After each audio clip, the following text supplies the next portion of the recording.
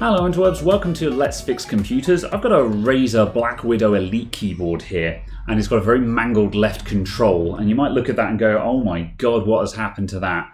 And the answer is pretty simple really. So the left control key goes there-ish, and because of the open deck style design of this keyboard, something has obviously gotten dropped on the edge, or it's been clipped from the side or something, and it's broken the stem off of the switch. You can see the remainder of the stem embedded in that keycap.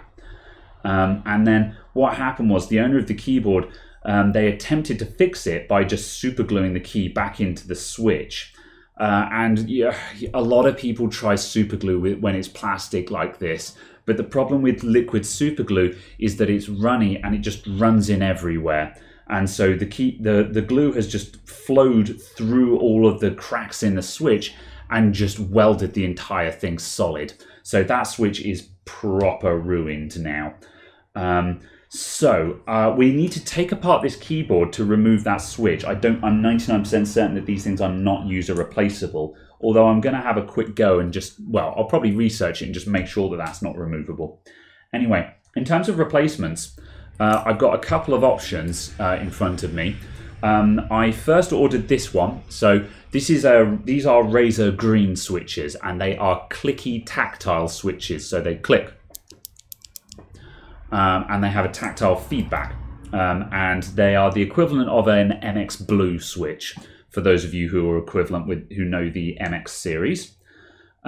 So I bought this, I think it was £2 on eBay, but the problem is it's not RGB, and I didn't think of that when I was ordering it.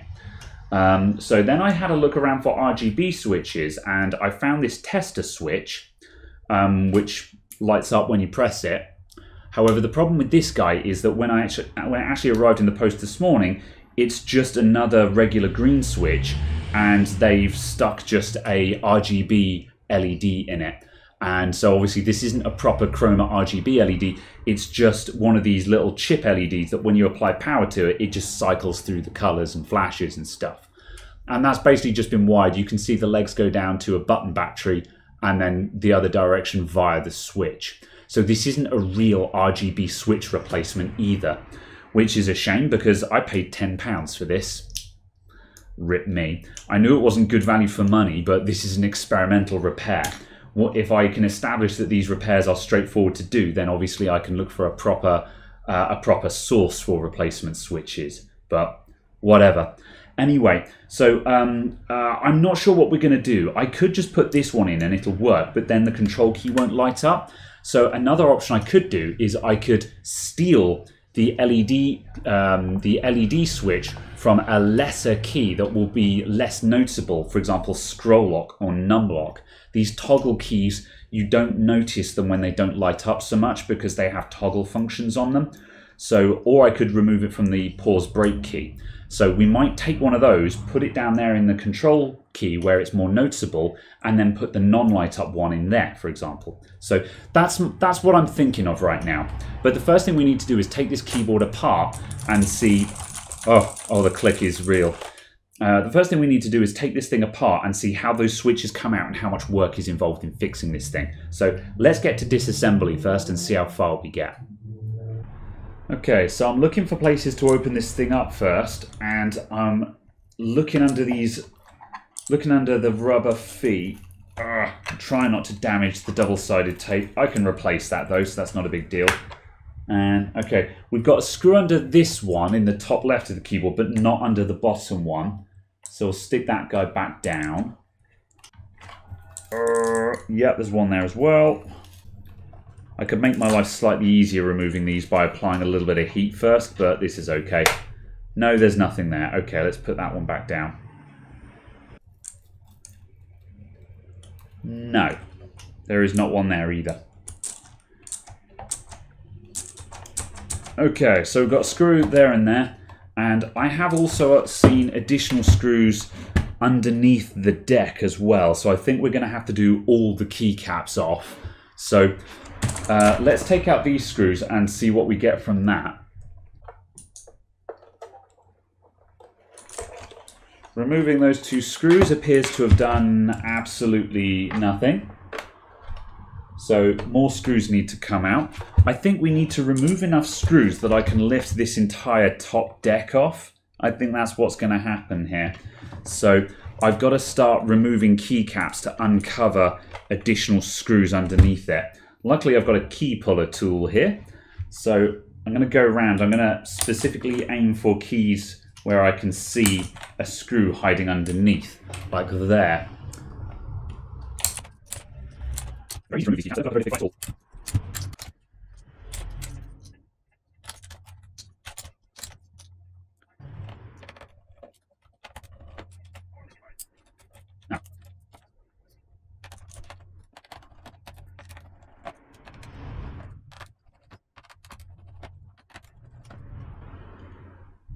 Okay, that's all the screws I could see removed. Let's see if this deck lifts. Ooh, something is moving now. We're getting somewhere. I think there's more screws to go.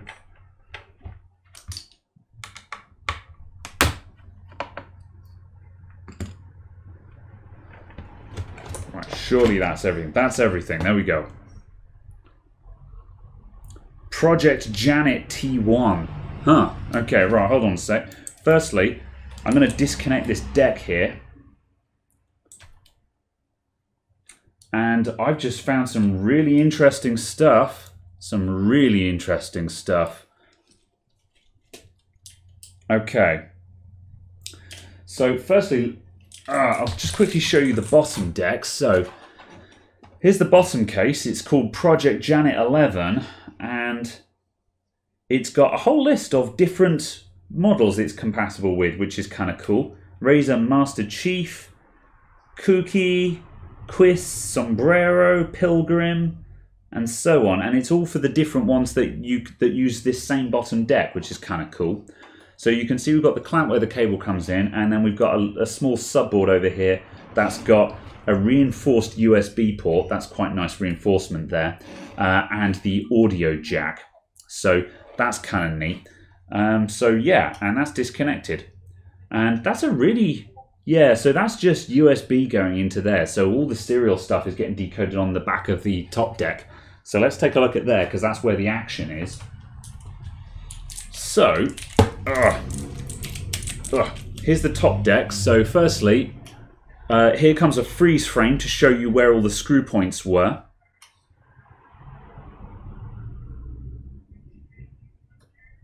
So if we turn that guy over, now let's look at the back. We'll go in down here.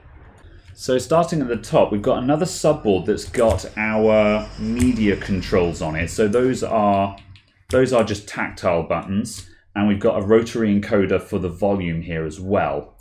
Then you can see with the back of all the keys here, the 2-pin keys, and if I grab my spare switch, you can see that it's a 2-pin output. So you can see that's the back there. Pin.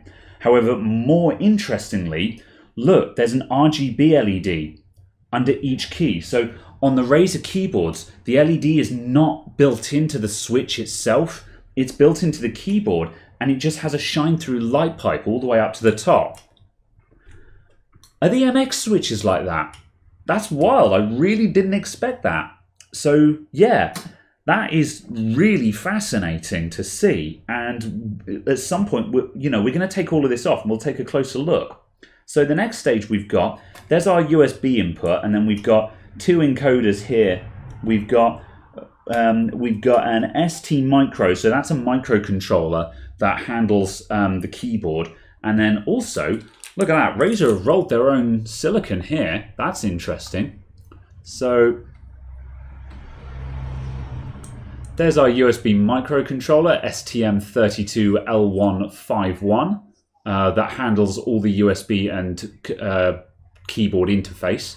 However, more interestingly, look at that, Razer Chroma 192 T3122. They made their own RGB control chip.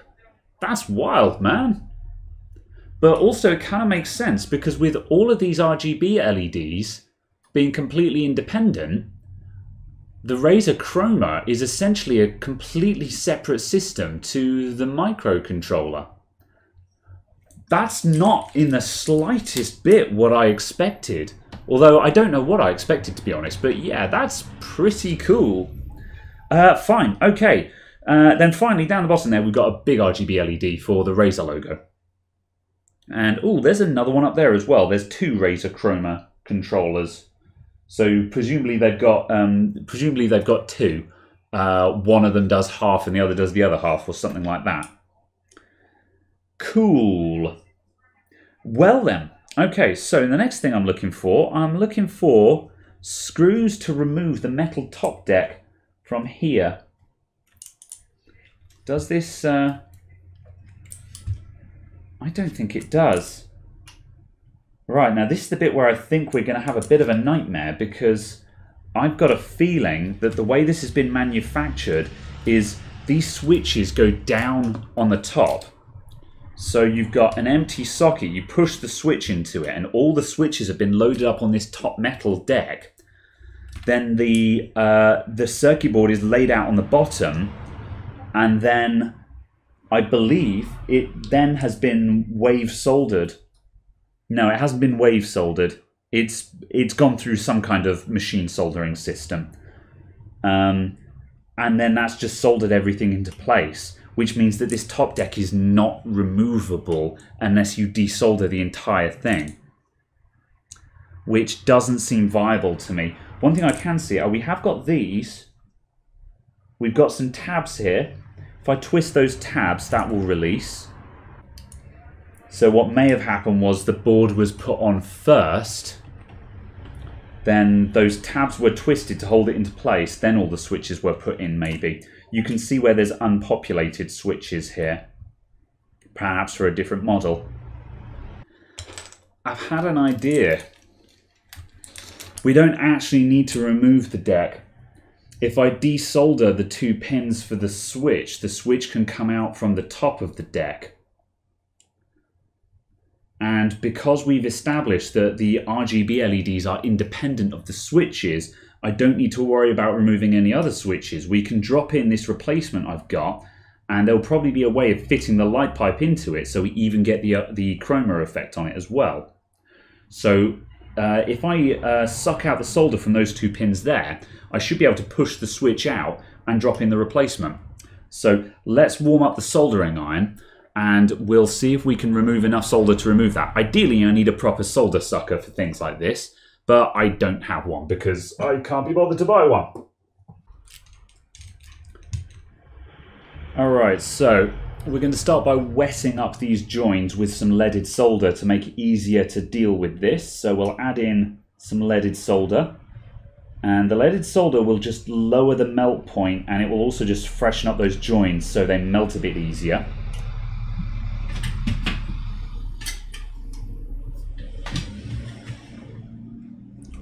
And now I'm going to try and get in there just with some solder wick, just to see if I can pull all of that out.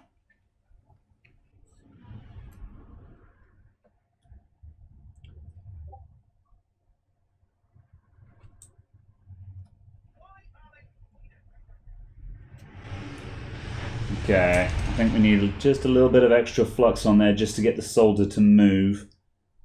Everything is flowing, I just need the solder to actually move.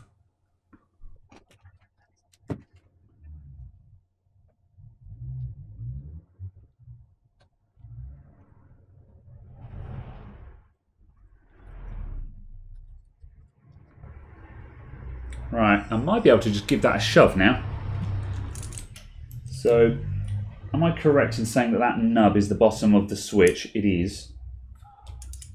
So, now I've got my fingernail on the bottom of the switch, and I'm just going to heat those joins alternately and just see if I can give that a good shove. I don't think I can do that one-handed. Nope, I need some help with that. Maybe if I get a prying tool on the end of it.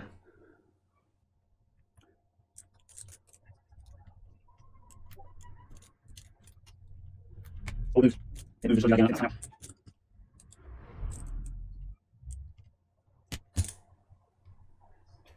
think we're out. Yeah, boys. Right, okay, so this switch is a different shape. I'm not sure if we can... Oh, well, maybe we can. Trying to see if we can convert that. Let's take this switch apart and see if we can get that light pipe out. The base is a different shape though. We might be able to do a little bit of tactical modification to that. Okay, right, sit rep. So I cleared up that light pipe and cut it out. However, when I actually compared it to the switch, the switches I've got here, I think, are an older design before the chroma keyboards, when they were just doing a single backlight color. And I think that they were designed to just have a single LED like this in them. I don't think this is that much of a hack. Speaking of hack, I think this thing is failing already. I didn't think it lasted very long. Oh well. So I'm not going to be able to fit this light pipe into my replacement switch. So what I've done is I got the Dremel and I've just Dremeled out a channel along the top of it there. And that means that when that's sitting in place, the LED will be able to shine up through there. And that should be enough to get the shine through on the keycap. It's not going to give the halo glow around the key, I don't think.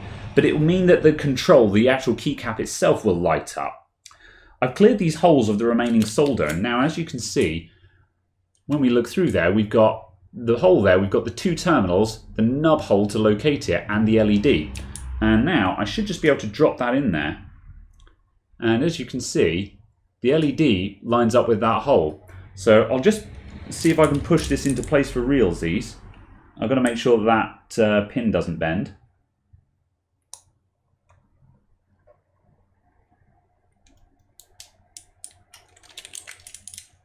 And there's our replacement switch. And it's slightly different. You can see it's got a different... It is a different design from the chroma switches. However, I think that's fit for purpose. So I'm going to solder that in, and I think that's going to work. Let's commit to that.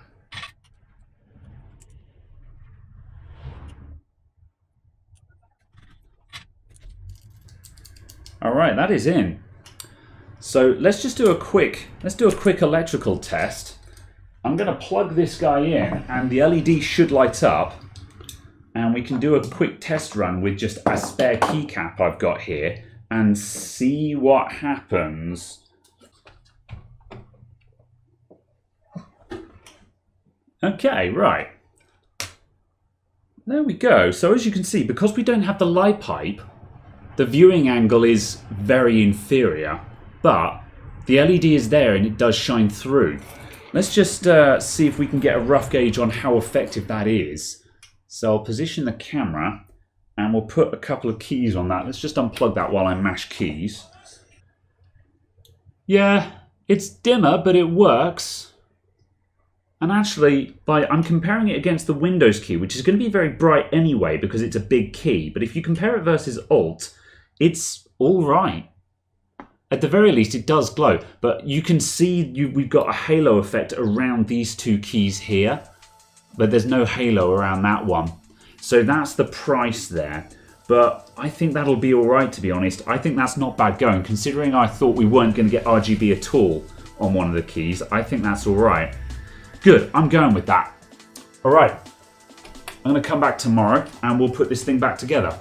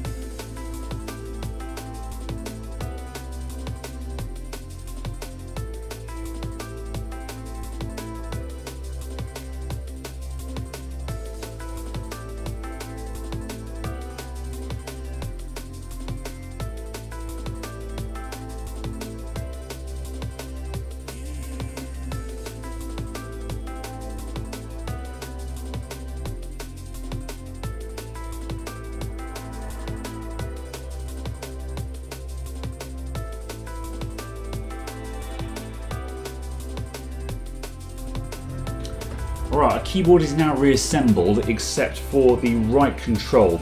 I put the right control keycap on our replacement key, so we've got a known good keycap over there. And now we've got to try and clean up this other control keycap. I'm going to try and drill out that broken stem, and then we'll put that onto this switch, which is a nice, decent switch. And with a bit of luck, by swapping those two around, we'll be able to balance out the jankiness on the keyboard so it's not noticeable. Drilling.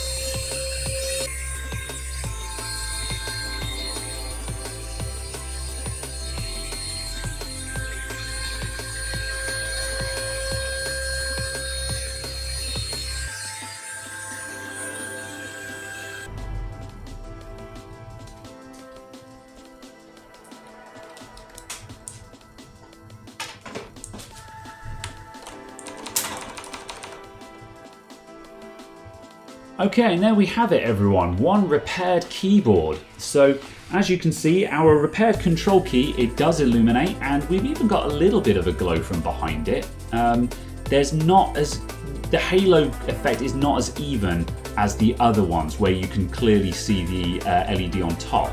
However, the actual key itself lights up, so at a casual glance you'd never know that there was an issue with that one. And then our repaired control keycap is over there, and that guy's hunky-dory as well. So past that, thank you very much for watching everyone, and I will see you all next time. Goodbye for now.